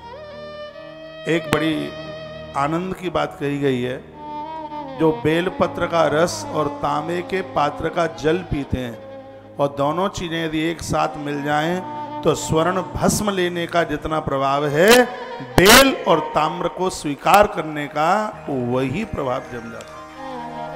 क्योंकि बेल पत्र का रस और ताम्र का पानी दोनों मिलते हैं तो वो स्वर्ण का रूप धारण कर लेते हैं। ये लिखने लायक बात है, पर आप लिखेंगे नहीं। बेल की पत्तियां चबाना स्वास्थ्य के लिए बहुत बढ़िया है, लेकिन 2 पत्तियां ऐसी हैं जिनको भगवान को चढ़ाए बिना चबाने का अधिकार नहीं है, एक तुलसी और एक बेलपत्र। बेलपत्र को भी महादेव पर चढ़ाने के बाद ही लीजिए उसे, और तुलसी पत्र को भगवान पर चढ़ाने के बाद ही उसको अपने प्रयोग में लीजिए। बेलपत्र का रस और ताम्र के धातु का पानी दोनों मिलकर के ये स्वर्ण रूप धारण कर लेते हैं। पहले महात्मा लोग बहुत लंबी उम्र जीते थे। रात में वो तांबे का पानी और उसमें 2, 4, 5 पत्तियां बेलपत्र की डाल दी उन्होंने, और सुबह उस जल को पिया और वह जल स्वर्ण भस्म का काम करता। ऐसा पानी गांठों में दर्द नहीं होने देता, पेट में गैस नहीं बनने देता। ये बेलपत्र की पत्ती पानी में ताम्र के लोटे में आपने डाली, रात भर पत्ता डला रहा और सुबह उस जल को आपने पिया है तो ये स्वर्ण भस्म का काम करता है। पूर्व काल में संतों ने बेल की पत्ती और तांबे की धातुओं के द्वारा स्वर्ण सोना बना के तैयार किया। इतनी बड़ी उपलब्धि है ये। स्वास्थ्य के लिए यह एकदम बिल्कुल वरदान है। ऐसा आप कर सकते हैं। मैं तो करता रहता हूं, अब आपकी बारी है। बड़ी सुंदर बात ये कही है कि आपसे भूल से भी महादेव के ऊपर यदि बेलपत्र चढ़ गया है तो शंकर उस जीव को संपूर्ण पापों से मुक्त कर देते हैं। एक दिन मैंने आपको एक चांडालिनी की कथा सुनाई थी। वो जो भूल से उसने गुस्सा में आके बेलपत्र फेंका और वो महादेव की पिंडी पर गिरा। पिंडी फाड़ कर शंकर प्रकट हो गए। चांडालिनी उनको शंकर को प्रकट होते ही देव रूप उसने धारण किया और उसके लिए दिव्य विमान आया और उस विमान पर आरूढ़ होती हुई यह भगवत धाम के लिए, भगवान के धाम के लिए चली गई। इसलिए शिव के ऊपर बेलपत्र चढ़ाने की बहुत बड़ी महिमा है। जो भी कोई बेल वृक्ष का रोपण करते हैं उनका पोषण करते हैं, गाय भैंस पशु पंछियों से उसको बचाते हैं, उसको कहते हैं संरक्षण। तो ये समझ लो कि महादेव से साक्षात करने का उन्हें 100% लाभ प्राप्त होगा। जो बेल वृक्ष की रखवाली करते हैं, पेड़ को लगाते हैं, उसमें जल सींचते हैं, ग्रंथ कहता है एक न एक दिन महादेव उनके सामने ऐसे आके खड़ा हो जाता है जैसे पुत्र के सामने पिता आके खड़ा हो जाता है। इतनी बड़ी महिमा इसकी है। इसलिए बहुत आग्रह पूर्वक निवेदन है, वृक्षों को काटिए मत काटना, इसको बचाइए। ये संपूर्ण धरती को जीवन देने वाला है। वेल की इतनी बड़ी महिमा है और इस शंकर के ऊपर चढ़ करके इसकी और महिमा जाकर के बढ़ जाती है। तो यह महात्म बेल वृक्ष का आप सुन रहे हैं, वर्णन किया गया है। कहा गया है कि बिल्व मूले जलेरियस्तु मूर्धा नाम विसंचति सर्वती तृष्णा तस्या सेव भुवि पावन। जो भूल से भी एक लोटा जल बेल की जड़ों में चढ़ा देते हैं, संपूर्ण तीर्थों में डुबकी लगाने का फल तत्काल प्राप्त हो जाता है। माइक खोलो भाई।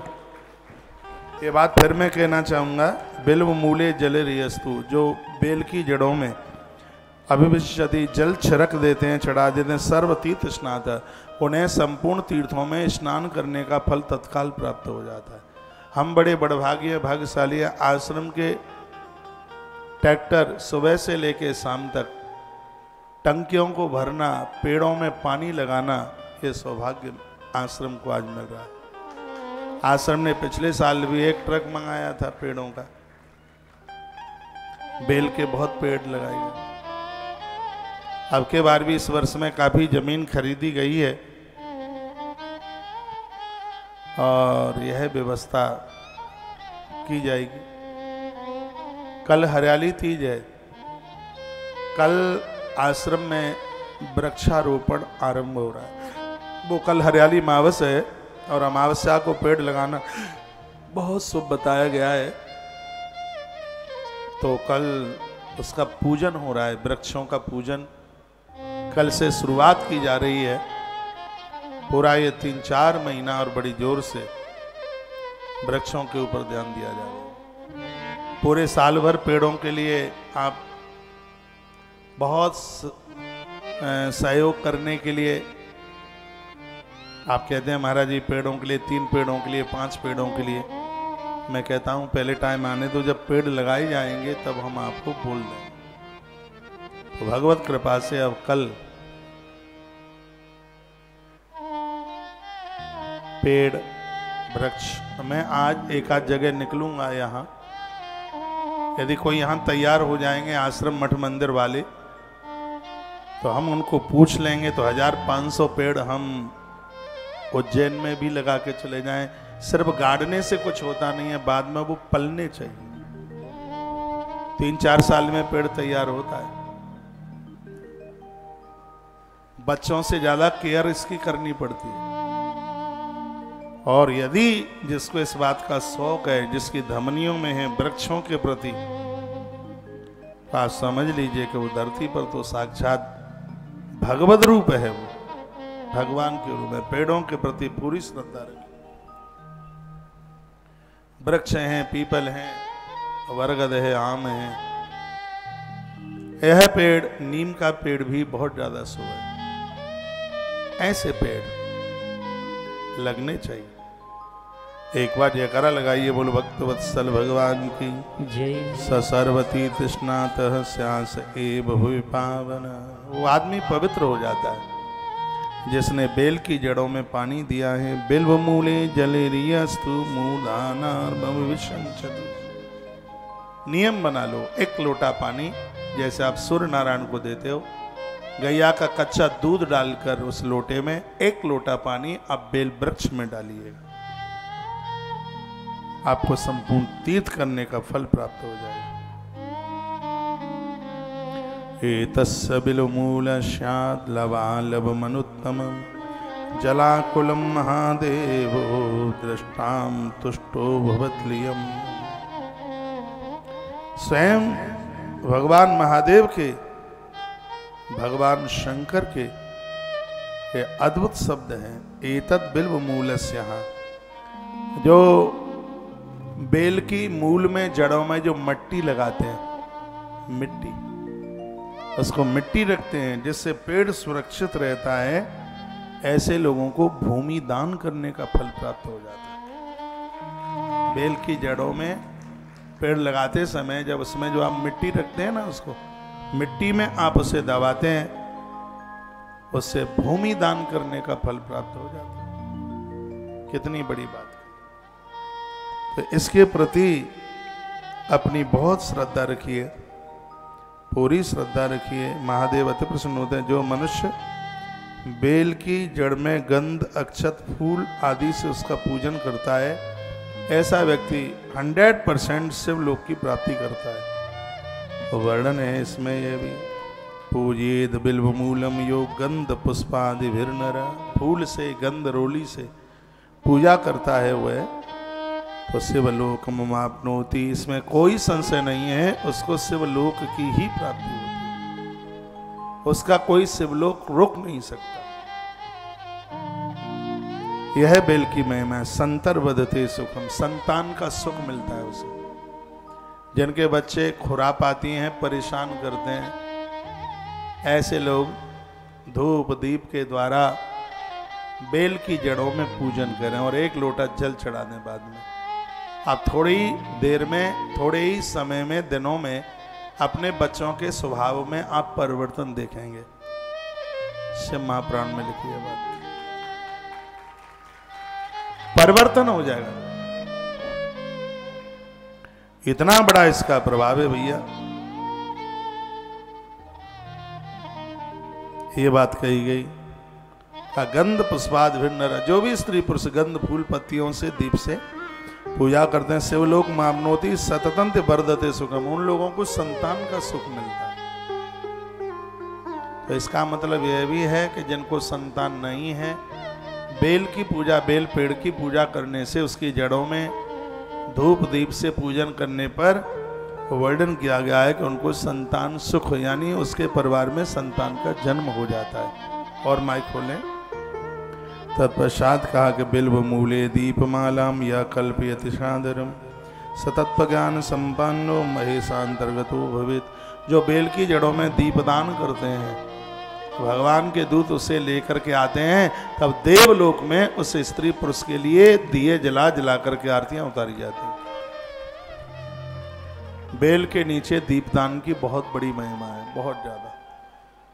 एक दिया जला करके उसके नीचे रख दें, तो वर्णन कितना अद्भुत किया गया है कि बिल्व मूले दीपमालाम या कल्पत सादरम। एक आध कल्प तक उस व्यक्ति को ईश्वर के धाम में आदर मिलता है, सम्मान मिलता है। और तो ये इतना बड़ा प्रभाव है इसका।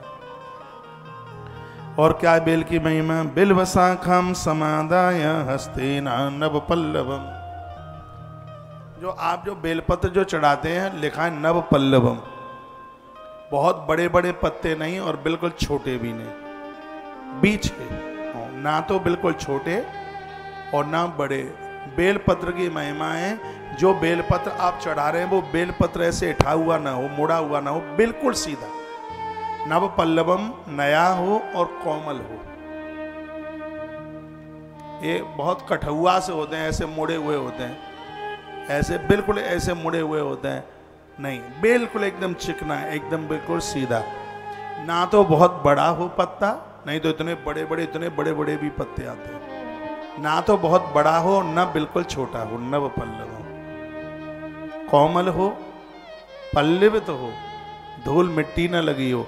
नहीं तो कहा गया है कि बेलपत्र चढ़ाने से पूर्व 1 रात्रि पहले गंगा जल में उसको डाला जाता है, दूसरे दिन उसको निकाला जाता है, सूती कपड़े से पोंछा जाता है और चंदन से उसके ऊपर ओम श्री राम नमः शिवाय जो भी आप लिख सकते हैं वो लिखा जाता है। जब उसके ऊपर वो सूख जाता है लिखा हुआ, उसके बाद महादेव के ऊपर उसको चढ़ाया जाता है। ये बेलपत्र चढ़ाने का विधान है। बात समझ में आ रही है कि हम ऐसे यूं ही बोल रहे हैं? तो कोई बहुत बड़ा ऐसा ना हो और ना बिल्कुल छोटा हो, बीच का हो, और उसके पत्ते बिल्कुल सीधे हों। 1 रात्रि पहले उसे गंगाजल में डुबा दीजिए, दूसरे दिन सुबह निकालिए, सूती वस्त्र से, रुई इत्यादि से उसको पोंछिए, फिर उसके ऊपर श्री लिख दें, धन की कमी नहीं आएगी। क्लीम लिख दें, आपके घर पर किसी का जादू टोना टोटका चलेगा ही नहीं। क्लीम शब्द लिखा जाता है। ओम लिख दें, इष्ट सिद्धि हो जाएगी। ये लिख करके राम लिख दें, हरिओम लिख दें, अपने इष्ट का नाम लिख दें, और जब वो लिख करके सूख जाए बिल्कुल, फिर उसके बाद वो टाइम नहीं होता है, इसलिए कभी कभी 5-5 मैं भी चढ़ा देता हूँ। ज़्यादा से दिखाई देते हैं तो ज़्यादा चढ़ा देता हूँ एक साथ, नहीं तो ग्रंथ में लिखा है कि बेलपत्र चढ़ाने का मातम यही है, एक एक पत्ता चढ़ाएगा। ये नहीं कि बकटा भर करके ले महादेव, एक एक बेलपत्र चढ़ाने का विधान है।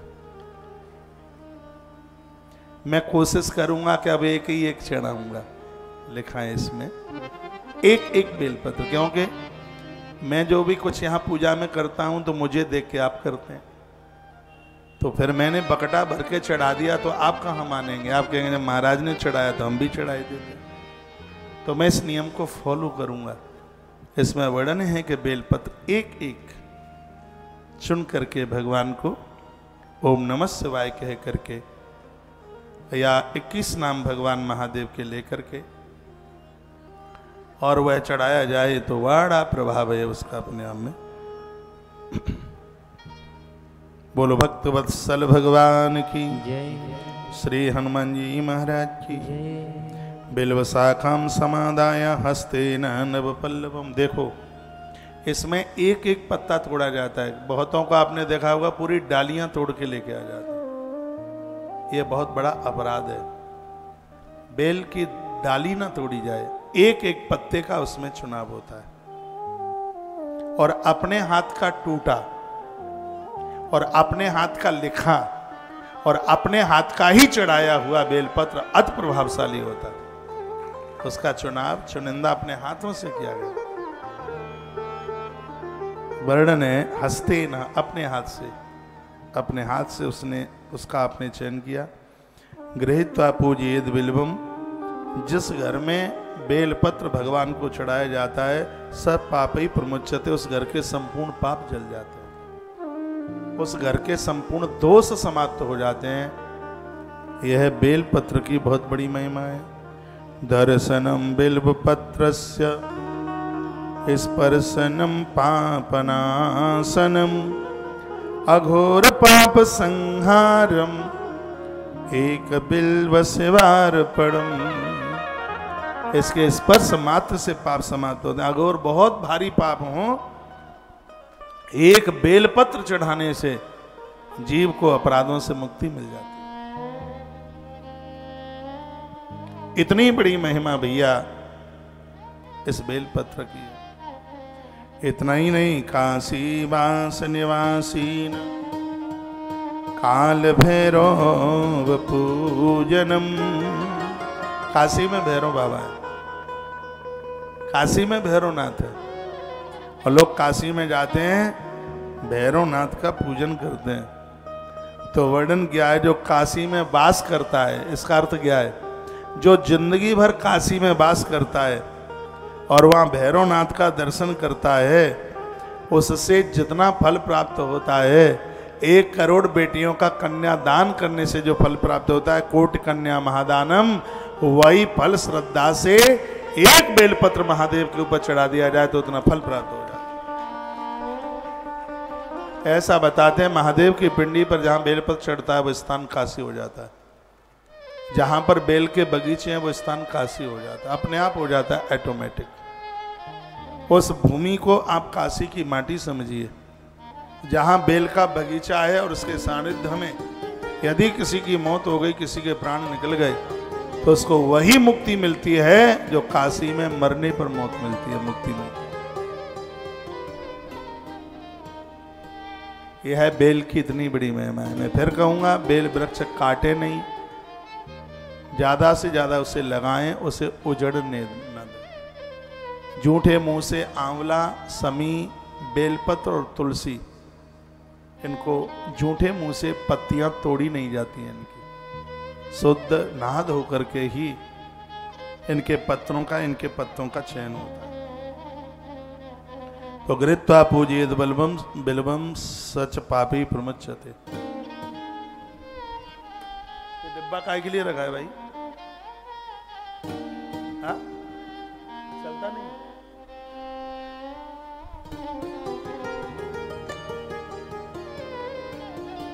तो वर्णन किया गया है इसमें, सच पापी प्रमुच्यते, उनके संपूर्ण पाप समाप्त हो जाते हैं। एक बात और लिखने के लायक है, बेल वृक्ष के नीचे बैठाकर 1 ब्राह्मण को यदि भोजन करा दिया है तो वह पुण्य 1 करोड़ ब्राह्मणों को भोजन कराने के बराबर है। श्लोक बोले देता हूं मैं, आपको विश्वास नहीं है तो श्री शिव महापुराण विद्येश्वर संहिता और अध्याय नंबर 23 और श्लोक नंबर 30, इसमें लिखा है, बिल्व मूले शिवरतम भोजे दस्तु भक्तिता एकम बा कोटि गढ़तम तस् पुण्यम प्रजायते। कोट करोड़ को कहते हैं। तो बेल वृक्ष के नीचे 1 ब्राह्मण भी आपने जिमा दिया है तो उसका फल 1 करोड़ ब्राह्मणों को जिमाने के बराबर है। अब आप बताओ, आपके गमले में बेलपत्र होना चाहिए कि नहीं होना चाहिए? गरुए में लगाइए, घर के आगे कोई ऐसी खाली जगह है वहां लगाइए, लगाए। बेल वृक्ष की पूजा साक्षात भगवान महादेव की पूजा है, और महादेव के रूप इतने हैं कि एक संग कैसे पूजेंगे आप उन्हें?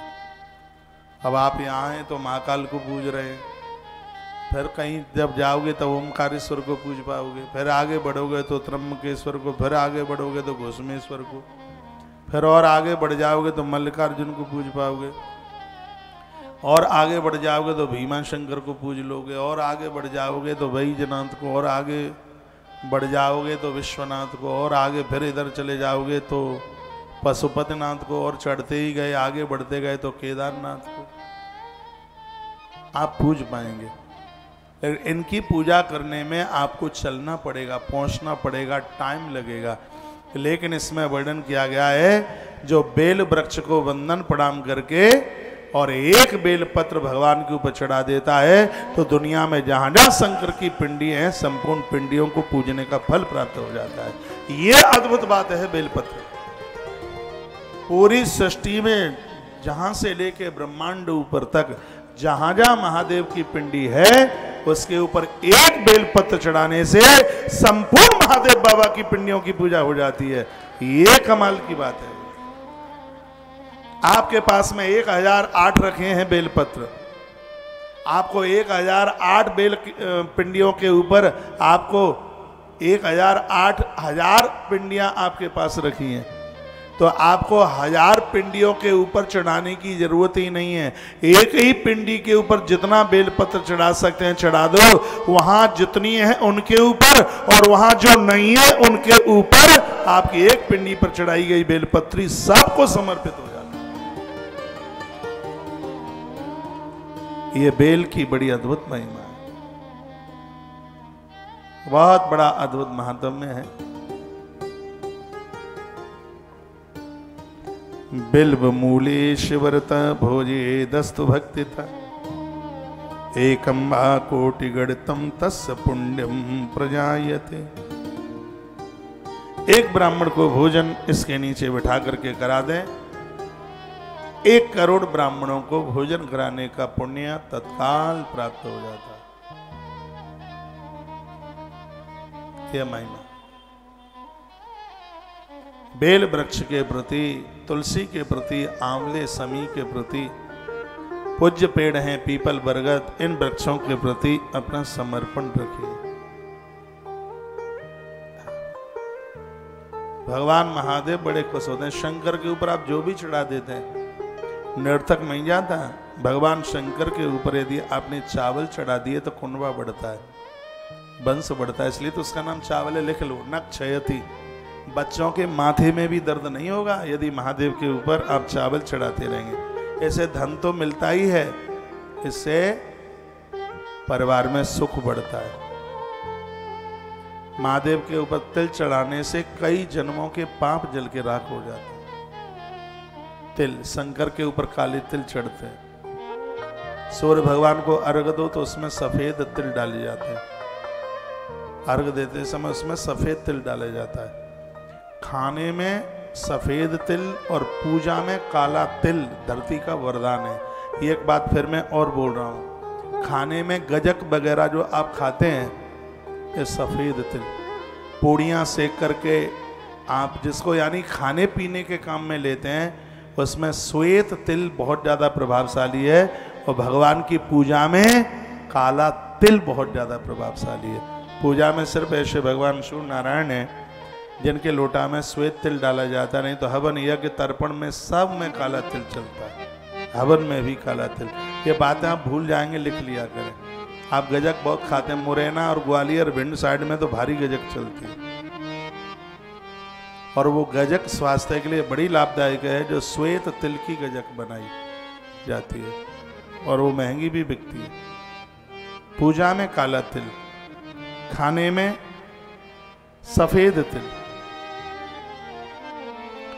बहुत ज्यादा प्रभावशाली है। एक बार जयकारा लगाइए, बोलो भक्त वत्सल भगवान जय। शंकर जी को जौ चढ़ाए जाते हैं। जौ बो दो पहले, वो हरे निकल के आ जाएं, तो जैसे बेलपत्र महादेव के ऊपर चढ़ाया जाता है वैसे हरे जौ महादेव के ऊपर चढ़ाए जाते हैं। इससे घर में सुख समृद्धि बढ़ती है। संतान प्राप्ति के लिए भगवान महादेव के ऊपर गेहूं चढ़ाए जाते हैं। कल यहाँ पर मंगला गौरी का व्रत था, अनुष्ठान था, और मंगला गौरी खानदान परिवार को उम्र भी देती है और संतान भी देती है। यदि आप विश्वास करें तो आप सभी भक्तों की तरफ से हमने कल महादेव की पिंडी के ऊपर गेहूं चढ़ाए साबुत, इसलिए क्योंकि आपकी संतान में वृद्धि हो, आपके घर और कुनबे में किसी भी प्रकार की कमी न आवे।